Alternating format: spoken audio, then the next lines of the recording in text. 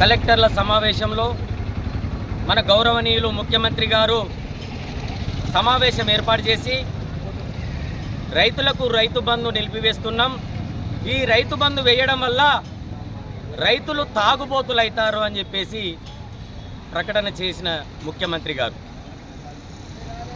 దాన్ని నిరసిస్తూ రైతు బంధు వెంటనే ప్రకటించాలి,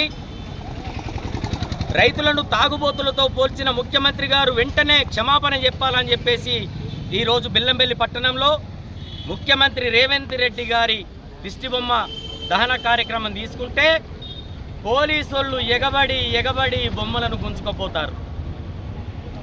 నిరసన తెలిపే స్వాతంత్రం కూడా ఈ కాంగ్రెస్ ప్రభుత్వం ఇత్తలేదు.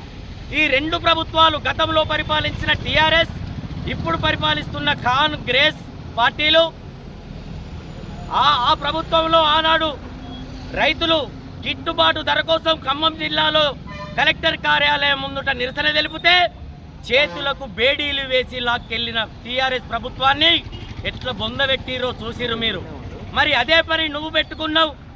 రైతు బంధు వేస్తే రైతులు తాగుబోతులవుతారని నీకు నోటికి ఎంత వస్తే అంత మాట్లాడతావా రేవంత్ రెడ్డి గారు? రైతులు తలుచుకుంటే ఏడ బొంద పెట్టాల్లో కాడ బొంద పెడతారు. మరి ఇదే మాట సర్పంచ్ ఎలక్షన్ల ముందు గిట్ల నువ్వు మాట్లాడితే నీ ప్రభుత్వాన్ని ఎట్లా కూల్చేవాళ్ళు నీకు సొయ్యలేదా? అంటే ఓడెక్కేదాకా ఓడమల్లన్నా, ఓడెక్కినాక నీకు బోడమల్లన్నా. రైతులను అవమానపరుస్తావా? రైతులకు బేషరత్తుగా నువ్వు క్షమాపణ చెప్పాలి.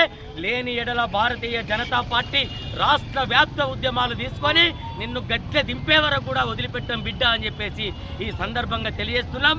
నువ్వు ఏ రైతులనైతే అవమానపరిచినావో ఆ రైతుల ఖాతాలలో బాజాప్తుగా రైతు బంధు వేయాలి, వాళ్లకు వెంటనే నువ్వు క్షమాపణ చెప్పాలని చెప్పేసి భారతీయ జనతా పార్టీ నిన్ను డిమాండ్ చేస్తుందని ఈ సందర్భంగా తెలియజేస్తున్నాం. భారత్ మాతా కీ జై.